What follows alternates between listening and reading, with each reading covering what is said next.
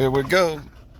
I'm going to continue on with this series and of truths nobody wants to talk about or recognize because they want to be misinformation correct. That's what everybody is these days. Everybody wants to be misinformation correct, right? They want to make sure they've got the dumbest information and repeat the stupidest shit over and over and over, right? Instead of just telling the truth. So this documentary starts out with this FBI agent who thinks she's hot shit, and she probably is. But then her first statement is the most ridiculous statement made. And her first statement is, the George brothers created the opiate epidemic in this country. If you don't know about the George brothers, go check out the documentary American Pain. Chris and Jeff George owned pain clinics in Florida. They were businessmen. They owned several pain clinics, which turned into be pill mills at no fault of their own. I mean, they just owned the clinics, right? They hired doctors. People came in to get pain management, and the doctors prescribed what they prescribed. And the worst part of that is those two dudes went to prison for a long time, you know, and the doctors who actually prescribed it to people, they didn't do shit. I mean, they got, you know, in trouble, but they didn't go to prison or anything like that. So, yeah, she claims, oh yeah, the George brothers, they created the opiate epidemic in this country, which is just patently, ridiculously false. Because the truth is, who created the opiate epidemic in this country? The United States government created the opiate epidemic in this country. Period. We invaded Afghanistan after 9/11. Afghanistan, when we invade countries, we need to get paid back, right? For all of our troubles. Afghanistan had nothing to offer except the largest opium poppy population on the entire planet. We did not have an opiate epidemic or even a major pill problem before that. People have been popping pills since pills were invented, right? People have been doing dope, shooting dope since dope was invented. People have been doing coke and weed and everything to alter their mind since it was invented, right? But we did not have an epidemic in this country until about 2004. It started. People started screaming about it and really screaming about it around 2006. And it probably really wasn't until 2010 where the U.S. government finally had to recognize it because it was just all too brutal and there was too much out there. Now, if the U.S. government really wanted to do something about it, and my president and your president, Mr. Donald J. Trump, he at one point said he was going to declare it a national emergency, which would then fund recovery centers, rehabs, right? Build some rehabs, because a lot of these people do want help, but they need help. That's exactly it. They can't get off the shit on their own. They need help, and it's very limited, right? You know, I'm sure you know, whoever's watching this video, I'm sure you know there's someone in your life that you lost to an opiate overdose.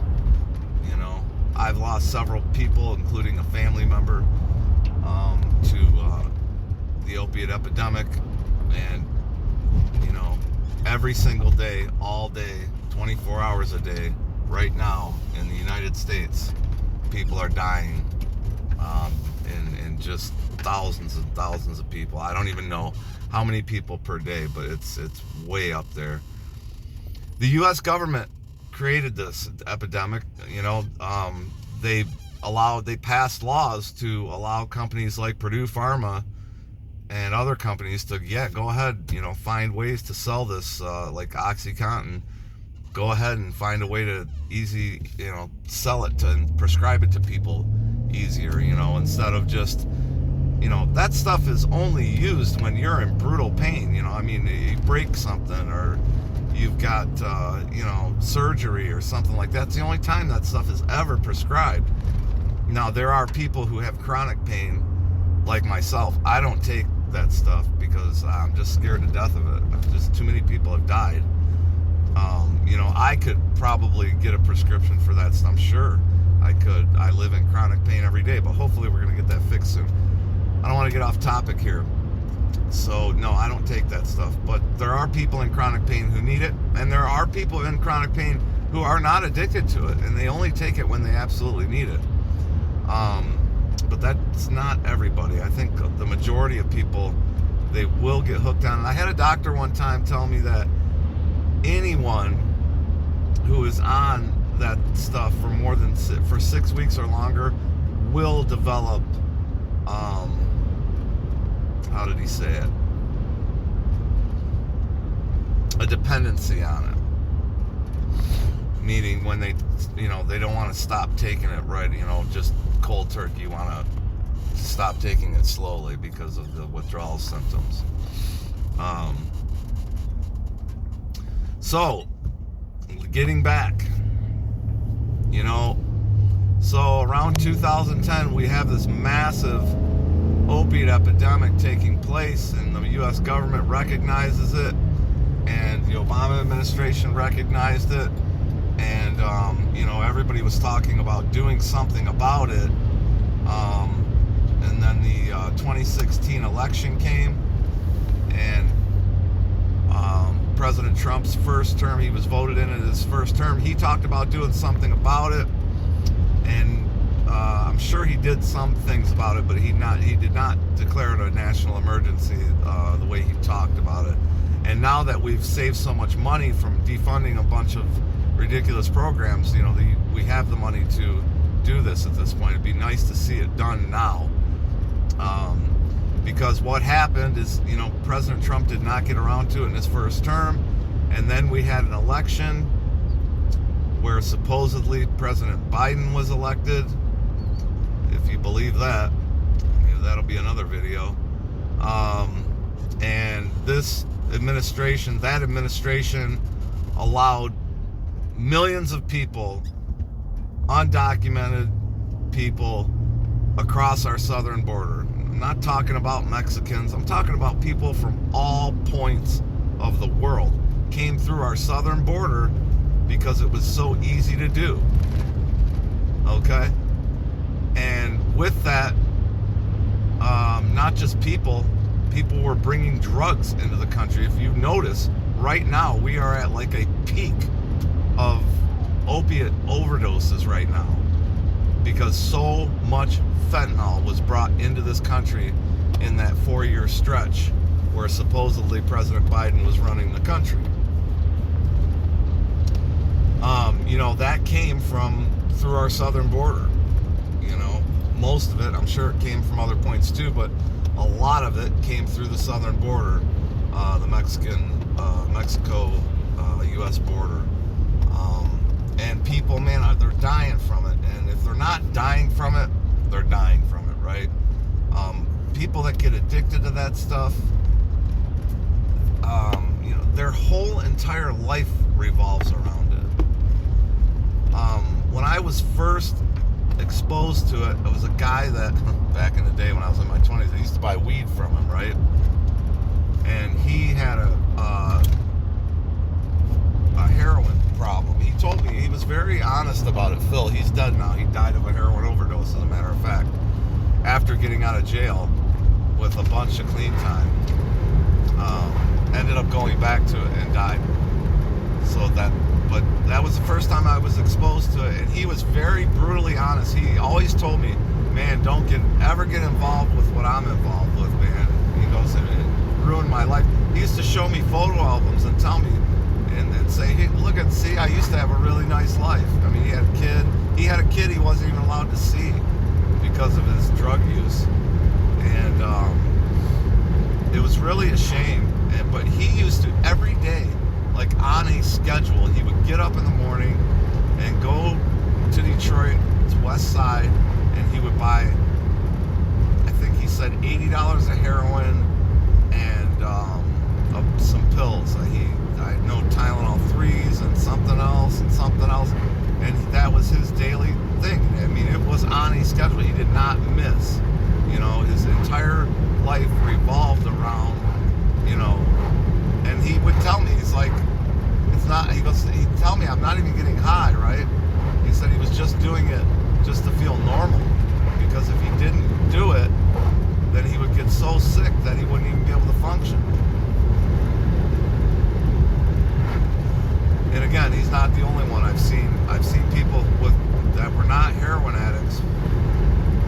are addicted to pills and ended up turning to heroin later on.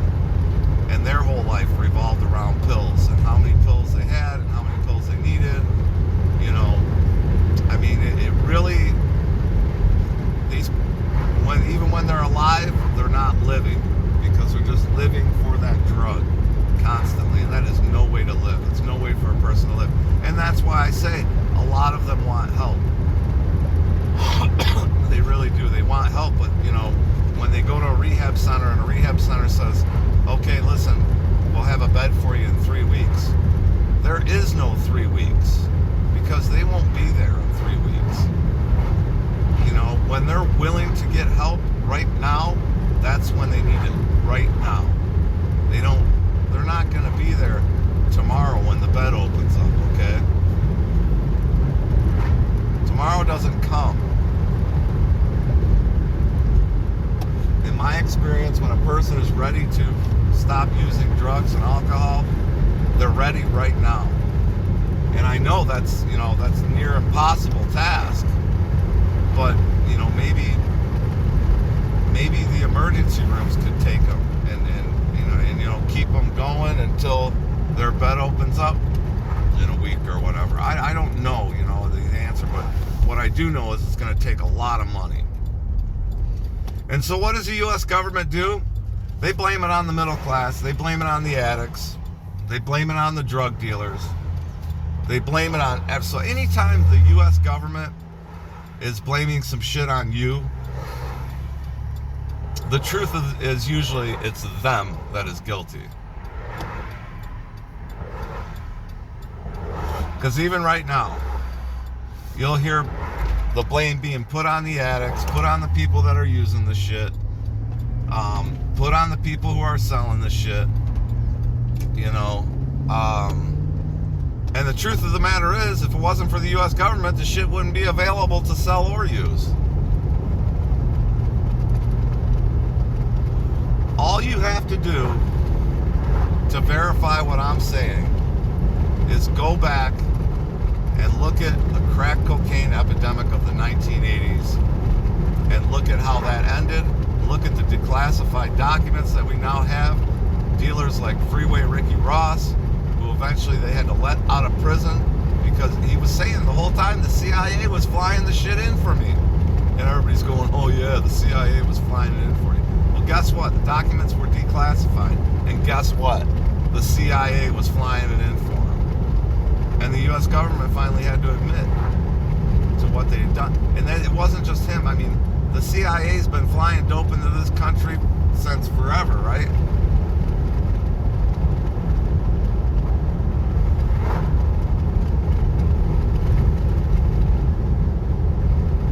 So, don't ever let anybody tell you, it's those drug users' fault. It's the drug dealers' fault. Because I'll tell you what, drug dealing at this point in the U.S., if you're just a drug dealer that's selling an ounce a week or something, they're not making anything anymore. It's just another low-wage job. Unless you're dealing in kilos, you ain't making nothing. It's kind of the way the whole country's going. It's getting to the point that unless you got $100 million, you ain't doing shit in this country.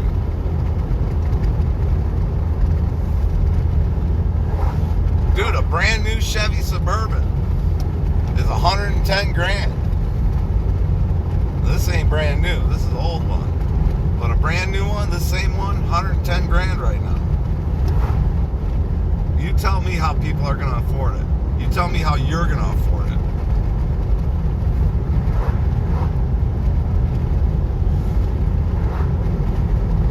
This one, which is like 10 years old, was like 55 grand when it was new. 10 years time, the price doubled. So I don't know what's going to happen and how they're going to figure out this economy where the middle class can thrive again.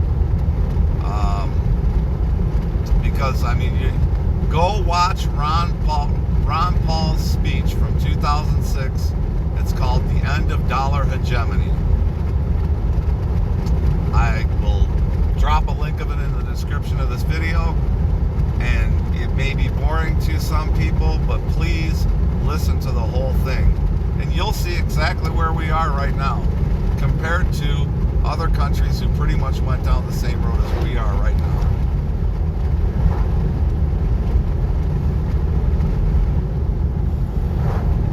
Yes, but don't ever let them tell you that the opiate epidemic is your fault or the George brothers' fault. Fuck a George brother, you know?